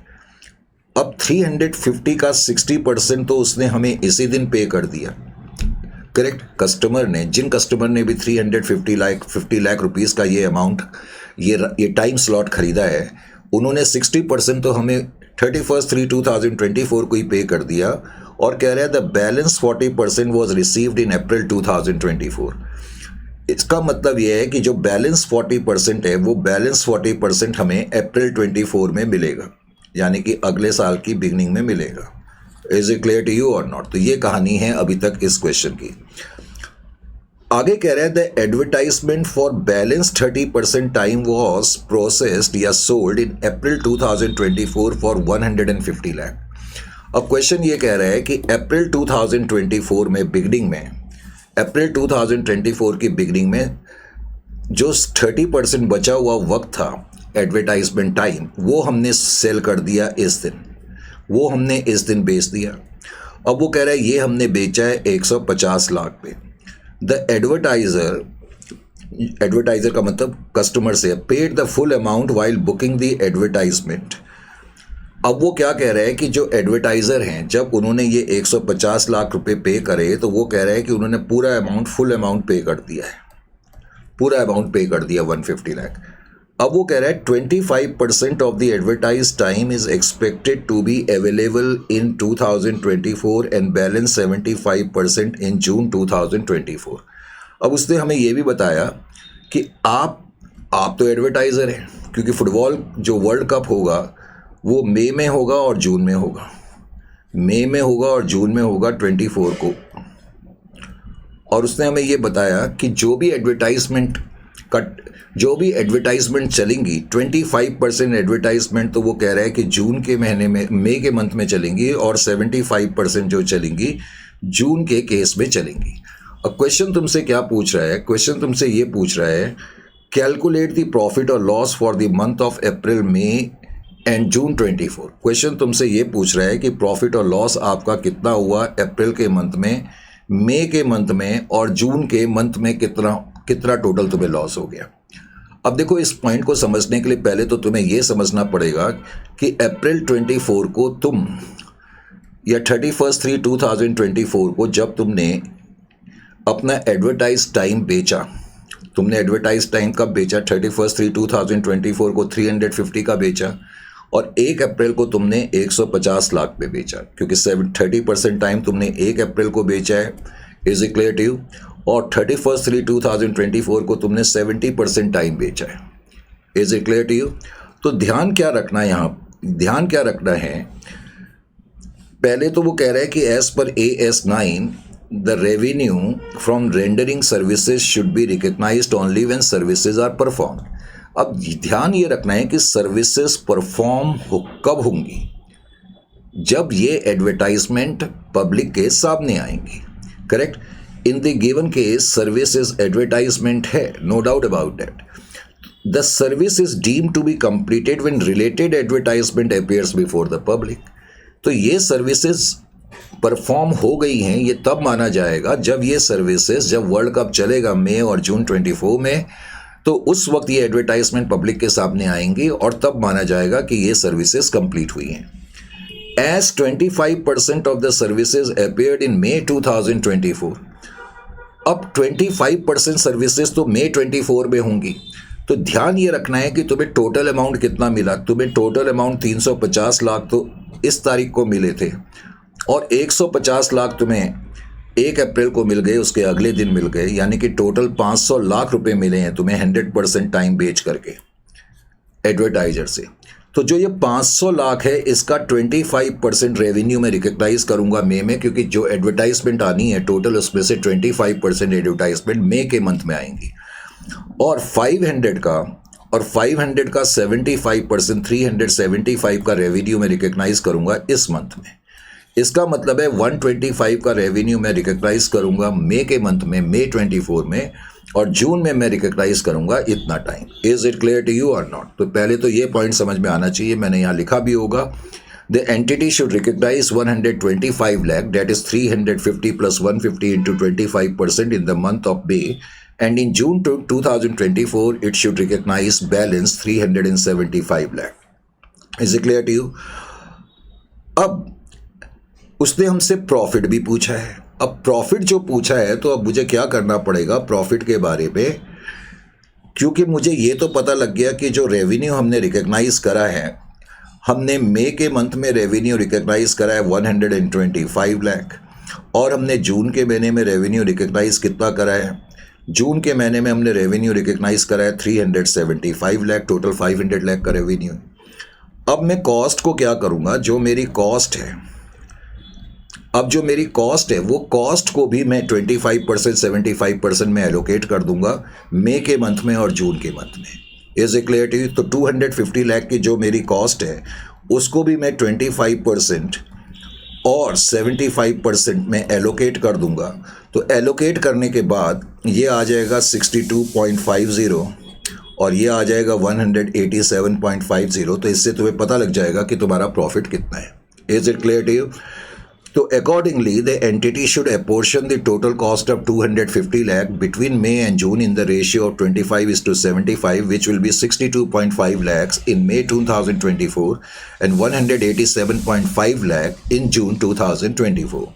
Thus profit for May, अब May का प्रॉफिट 125 माइनस 62.50 62.50 हो जाएगा, और जून का प्रॉफिट 375 माइनस 187.50 इतना हो जाएगा।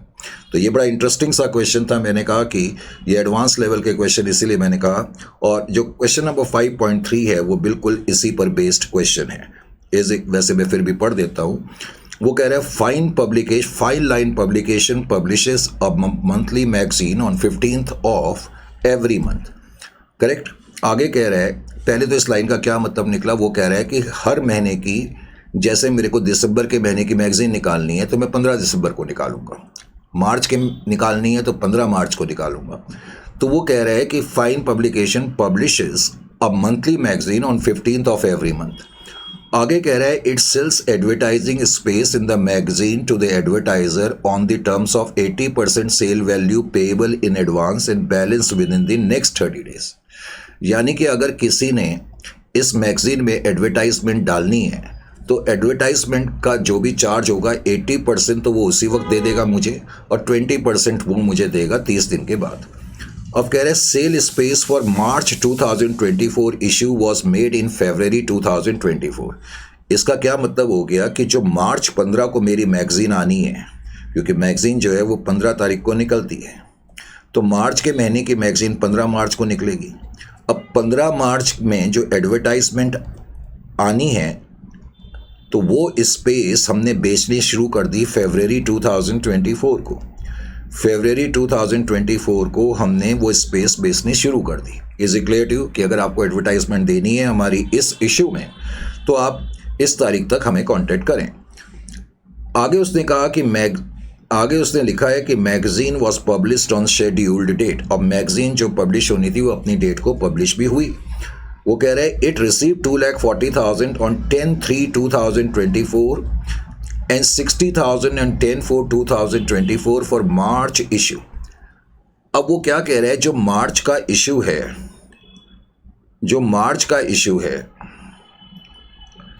उसके लिए हमें जो पैसे मिले हैं, वो कह रहे हैं 2,40,000 तो हमें मिले, 2,40,000 रुपीज़ हमें मिल गए 10 मार्च 2024 को। करेक्ट।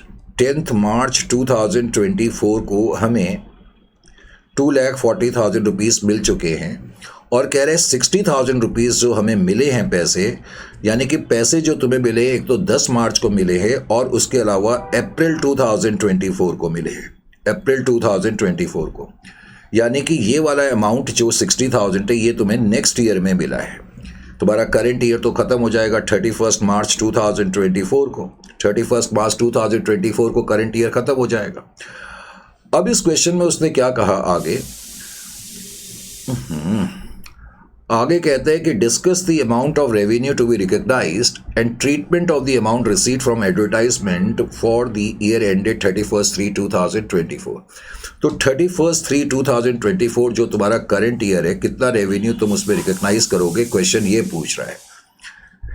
देखिए जी, आपको एडवर्टाइजमेंट डालनी है मार्च के इशू में, तो एडवर्टाइजमेंट ने 2,40,000 पैसा हमें दे दिया। और ये पैसा हमें 10 मार्च तक मिल चुका है। हालांकि फरवरी में ही हमने स्पेस बेचनी शुरू कर दी थी। पैसा 10/3/2024 तक मिल गया है और कुछ पैसा हमें 60,000 मिलेगा। अब जब मैंने स्पेस बेची और मार्च का इशू निकल आया है, यानी कि जिस दिन ये इशू निकल आएगा इसका मतलब मैंने अपनी सर्विसेज परफॉर्म कर दी हैं। और अगर मैंने अपनी सर्विसेज परफॉर्म कर दी हैं तो इसका मतलब सर्विसेज तो 15 मार्च तक ही परफॉर्म हो गई हैं। अगर सर्विसेज परफॉर्म हो गई हैं तो मैं सारा रेवेन्यू 3 लाख रुपए का रिकग्नाइज करने का हकदार बन जाऊंगा। Correct? Because once the services have been perform, तो भले ही मुझे 2,40,000 अभी मिले इस साल और 60,000 मुझे नेक्स्ट ईयर की बिगनिंग में मिलेंगे, लेकिन फिर भी मैं 31 मार्च 2024 को पूरे 3 लाख रुपए रिकग्नाइज करूंगा, क्योंकि we have perform the services by publishing the magazine on March of 15th।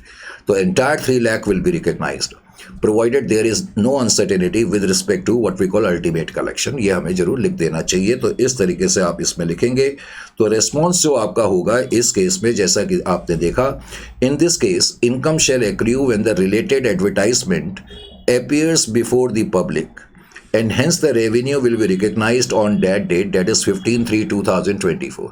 यानी कि हमें करंट ईयर के एंड तक ही सारा रेवेन्यू रिकग्नाइज कर लेना चाहिए। Therefore 3 lakh, 2,40,000 plus 60 should be recognized in the year 23-24 and 2,40,000 shall be treated as payment received and 60,000 shall be treated as amount due। हालांकि 3 लाख का रेवेन्यू तो हमने रिकग्नाइज कर लिया है और 2,40,000 हमें मिल चुके हैं, लेकिन करंट ईयर के एंड तक 60 नहीं मिले। इसलिए मैंने कहा कि 3 लाख के रेवेन्यू में से ये माना जाए कि 2,40,000 पेमेंट रिसीव हो गई है और 60,000 जो है वो अभी अमाउंट ड्यू है।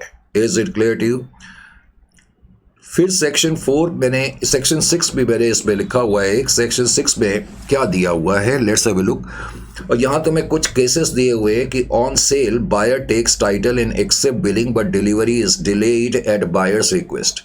कई बार क्या होता है कि हम किसी बायर ने सामान हमसे खरीदा, हम उसको बोलते हैं ठीक है जी हमने बिल बना दिया, सामान उठा लो, लेकिन बायर कहता है नहीं अभी मेरे पास जगह नहीं है इसको रखने के लिए।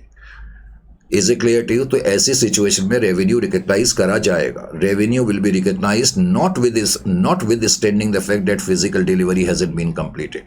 समझ में आ गया? Delivery subject to installations and inspection. कभी कभी क्या होता है कि जब बायर हमसे सामान खरीदता है, करेक्ट, तो डिलीवरी हमारा फर्ज बनता है कि हम डिलीवरी करें और इंस्टॉलेशंस भी करें। तो ऐसे केस में रेवेन्यू आप तभी रिकग्नाइज करेंगे जब आपने सामान डिलीवर कर दिया है और माल और वहाँ पर क्या बोलते हैं उसको इंस्टॉल भी कर दिया है, तभी वो सेल कंप्लीट मानी जाएगी। Is it clear to you? इसी तरह sale on approval basis. Sale on approval basis का मतलब आपको मालूम ही है कि ऐसी सिचुएशन में रेवेन्यू तभी रिकग्नाइज करना चाहिए जब आपको अप्रूवल मिल जाएगी। Sale with condition of money back if not completely satisfied. कभी कभी हम सेल करते हैं और हम कस्टमर को ये कहते हैं कि आपका पैसा रिफंड हो जाएगा। जैसे कि मैंने एक कस्टमर को सामान बेचा, मैंने आज सामान बेचा और मैंने कहा आपको मैं 1 महीने का टाइम दे रहा हूँ, या बल्कि मैं आपको 3 महीने का टाइम दे रहा हूँ, तो 3 महीने के अंदर आप मुझे बता दो और नहीं तो मैं आपका मनी जो है आपको रिफंड कर दूंगा। तो 3 महीने तक मुझे इसको सेल नहीं मानना चाहिए, बल्कि इसको एडवांस के रूप में रखना चाहिए। समझ में आया कि नहीं आया? हाँ, जब 3 महीने गुजर जाएं और वो अपना रिफंड ना मांगे तब मैं इसको सेल ट्रीट कर लूँगा। तो sale with condition of money if not completely satisfied, it may be appropriate to recognize the sale but to make suitable provision for returns based on the previous experience। तो अब इसमें 2 situation है कि मैं इसमें ये भी कर सकता हूँ, मैंने कहा कि मैंने इसको एडवांस के रूप में ट्रीट कर लूँगा, लॉजिकली मुझे सेल्स यहाँ माननी चाहिए। एक तरीका ये भी हो सकता है कि मैं इसको सेल मान लूँ और जो मुझे रिफंड करना पड़ रहा है उसके लिए मैं अप्रोप्रिएट प्रोविजंस बना लूँ।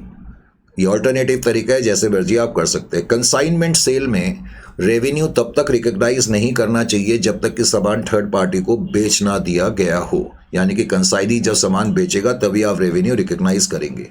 इंस्टॉलमेंट सेल के केस में रेवेन्यू तभी रिकग्नाइज होगा जब इंस्टॉलेशन हो जाएगी। Special order and shipment, revenue from such sales should be recognised when goods are identified and ready for delivery. कभी कभी हम जब सामान बेचते हैं, कुछ स्पेशल ऑर्डर्स होते हैं, वो शिपमेंट के होते हैं कि आप ये सामान शिप कर दो। तो ऐसी सिचुएशन में रेवेन्यू तभी रिकग्नाइज करना चाहिए जब गुड्स आइडेंटिफाई हो जाएं और बिल्कुल रेडी है डिलीवरी करने के लिए। Where seller concurrently agrees to repurchase the same goods at a later date. कभी कभी क्या होता है कि मैंने सामान एक कस्टमर को बेचा, मैं एंटिटी हूं और मैंने सामान मिस्टर ए को बेचा, अभी तो मैंने बेचा, is it clear to you?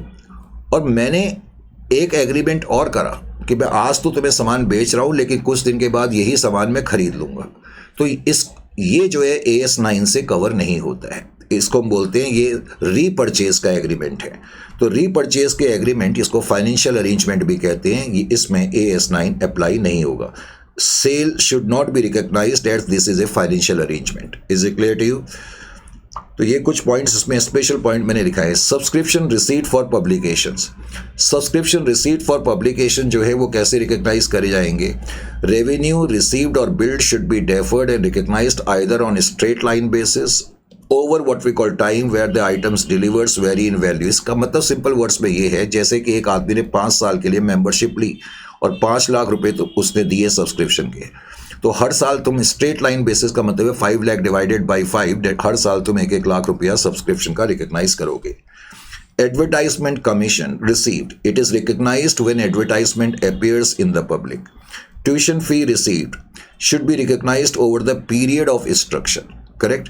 For example, एक बच्चे ने हमें 12 महीने की फीस दे दी, 12 महीने की फीस तो उसने हमें दे दी, लेकिन अभी हमने उसको 3 महीने की क्लासेस दी हैं, तो मैं 3 महीने की फीस ही रिकग्नाइज कर सकता हूँ रेवेन्यू के रूप में। जो 12 महीने की फीस मिली है वो तो एडवांस के रूप में आएगी, और उसमें से मैं धीरे धीरे जैसे जैसे अपनी सर्विसेज उसको दे दूंगा तो उस हिसाब से मैं रेवेन्यू रिकग्नाइज करूंगा। एंट्रेंस फी जो होती है वैसे तो वो कैपिटलाइज करी जाती है, एंट्रेंस फी रेवेन्यू के रूप में रिकग्नाइज नहीं करी जाती, लेकिन कभी कभी रेवेन्यू के रूप में भी रिकग्नाइज करी जा सकती है और इसको स्ट्रेट लाइन सिस्टम पे करा जाता है। सेल ऑफ शो टिकट्स ये हमेशा रेवेन्यू माना जाता है। Guaranteed sale of agricultural crops, तो कई बारी गवर्नमेंट गारंटी देती है कि हम आपकी एग्रीकल्चरल क्रॉप को खरीद लेंगे। When sale is assured under forward contract और government guarantee, the crops can be recognized at net realizable value although it does not satisfy the revenue recognition। तो सिंपल वर्ड्स में वो क्या कह रहा है कि आज गवर्नमेंट ने मुझे एश्योरेंस दे दी कि मैं आपकी क्रॉप को खरीद लूंगा, तो क्रॉप को हम सेल वैल्यू पे रिकग्नाइज ना कर करके नेट रियलाइजेबल वैल्यू पर जो है रेवेन्यू के रूप में रिकग्नाइज करते हैं। ये मैंने कहा एक कुछ ऐसे पॉइंट होते हैं जो अधिकतर, इसको हम डीपर इंसाइटफुल पॉइंट्स बोलते हैं। कई बार स्टूडेंट इनको नहीं पढ़ते, लेकिन ये पढ़ के जाना चाहिए। अच्छा जी, अब लेटेस्ट एग्जामिनेशन, इतने सारे क्वेश्चन मैं ऑलरेडी करा चुका हूँ। लास्ट में एक टॉपिक ये है लेटेस्ट एग्जामिनेशन क्वेश्चंस का। अब लेटेस्ट एग्जामिनेशन क्वेश्चन ये सब तुम खुद ही कर सकते हो क्योंकि कितने क्वेश्चन मैंने ऑलरेडी आपको करा दिए हैं, करेक्ट? मेरे ख्याल से 50 से ज़्यादा क्वेश्चन होने को आ गए हैं। अब कहते हैं answer the following, indicate in each of the case whether revenue can be recognised and when it will be recognized as per AS9.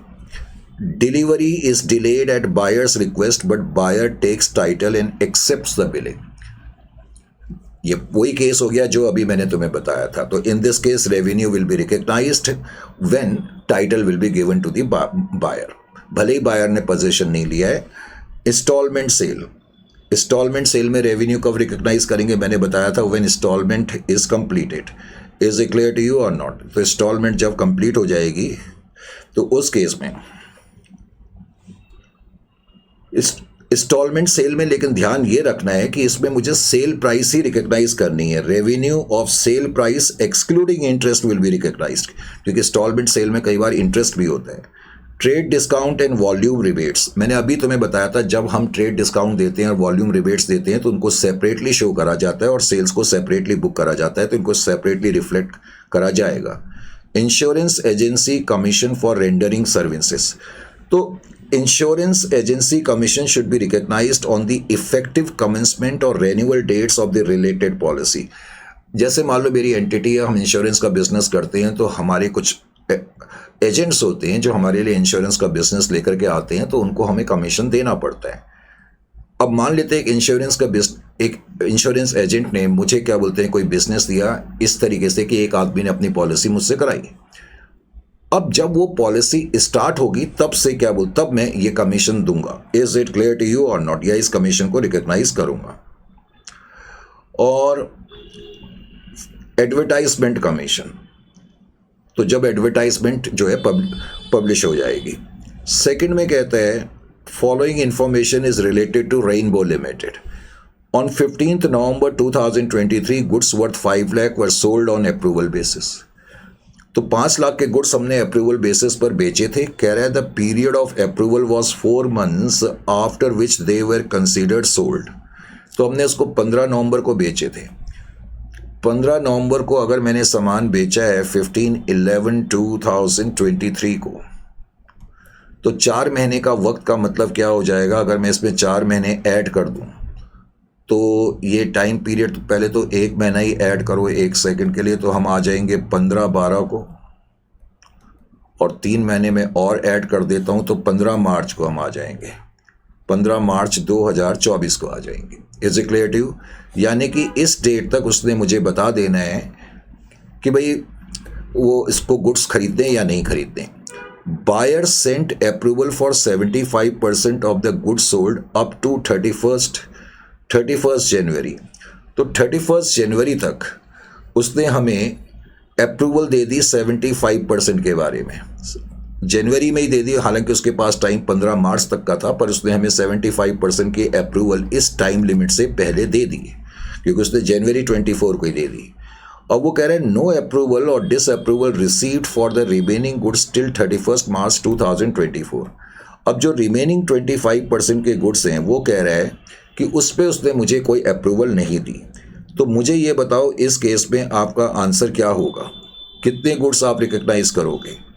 31st मार्च तक 25% की अप्रूवल नहीं दी है। तो रूल तो ये कहता है कि जो उसने अप्रूवल दे दी है correct with in the time limit, वो तो खैर सेल है ही है, लेकिन हमने उसको टाइम दिया था कि इस डेट तक आप हमें बता देना। बिकॉज ये डेट अब खत्म हो गई है, इस डेट तक उसने बताया नहीं है, इसलिए बैलेंस 25% भी रेवेन्यू के रूप में रिकग्नाइज करा जाएगा। Are you getting my point और नॉट? इसका मतलब है पूरे 5 लाख रुपए रेवेन्यू के रूप में रिकग्नाइज करे जाएंगे। इस तरह के क्वेश्चन एग्जामिनेशन में आ रहे हैं, रिसेंट एग्जामिनेशन क्वेश्चन ही हैं। फिर कह रहा है on 31st March 2024 goods worth 2,40,000 were sold to Bright Limited but due to refurbishing, refurbishing का मतलब होता है renovation, of their showroom being under way on their request goods were delivered on 10th of April 2024। वो कह रहे हैं 31st March 2024 को हमने 2,40,000 रुपीज़ के गुड्स बेच दिए हैं ब्राइट लिमिटेड को। हमने तो बेच दिए, तो हमने तो सेल कर दी, ट्रांसफ़र हो गई है, तो हम रेवेन्यू रिकग्नाइज कर लेंगे इसी तारीख को। हालांकि बायर ने इन गुड्स को अभी तक इसलिए नहीं लिया क्योंकि वो कह रहा है कि भी मेरे शोरूम का और रेनोवेशन चल रहा है, मैं अभी इन गुड्स को नहीं ले सकता, तो लेकिन हम रिकग्नाइज कर लेंगे। इसी तरह से कह रहा है Rainbow Limited supplied goods worth ₹6 lakh to Shyam Limited and concurrently agrees to repurchase the same goods. It is not a case of what we call AS9, it is a case of repurchase of goods, जिसको हम financial arrangement भी कहते हैं। It is not covered by AS9। फिर कह रहा है due Limited uses certain assets of Rainbow Limited. Rainbow Limited received 7.5 lakh and 12 lakh as interest and royalty respectively from Due Limited. Of course, 7.5 lakh or 12 lakh will be recognized as interest income and royalty income because it is a consideration. It is a case of consideration received against letting out of resources. हमने अपने resources दूसरे को दिए हैं और उन्होंने बदले में हमें कुछ interest दिया है और royalty दी है। On 25th December, goods of ₹4 lakh were sent on consignment basis, of which 40% of the goods lying unsold with the consignee at the end of the year. तो इसका मतलब 4 लाख में से 60% के गुड्स बेच दिए हैं, तो 60% के जो गुड्स बेच दिए हैं उनको हम रिकग्नाइज कर लेंगे रेवेन्यू के रूप में। और इसमें एक क्वेश्चन ये है, लेकिन ये सॉल्व मैंने तुम्हें दिया हुआ है, एटलीस्ट इतने सारे क्वेश्चन करने के बाद 1 क्वेश्चन करेक्ट, और ये भी इसी पर बेस्ड क्वेश्चन है करेक्ट, तो इसको भी आप कर लेना। तो ये था आपका अकाउंटिंग स्टैंडर्ड AS9। अब इस, और मैंने कहा ये नोट्स जो हैं, जिन लोगों के पास हमारी बुक्स भी हैं वो भी इनको डाउनलोड कर लें। Is it clear to you? क्योंकि इसको मैंने रिवाइज कर दिए हैं, क्वेश्चंस वगैरह कुछ रिवाइज करे हैं, तो इसलिए कोई प्रॉब्लम ना आए, तो इसको आप डाउनलोड कर लेना। डाउनलोड लिंक मैं तुम्हें डिस्क्रिप्शन में भी दे दूंगा और पिंड मैसेज के रूप में भी दे दूंगा। तो मिलते हैं फिर नेक्स्ट सेशन में, और इस सेशन के लिए इतना काफ़ी है, काफ़ी लंबा सेशन ऑलरेडी हो गया है। तो मुलाकात करेंगे नेक्स्ट सेशन में किसी नए स्टैंडर्ड के साथ। टिल देन टाइम टू से गुड बाय।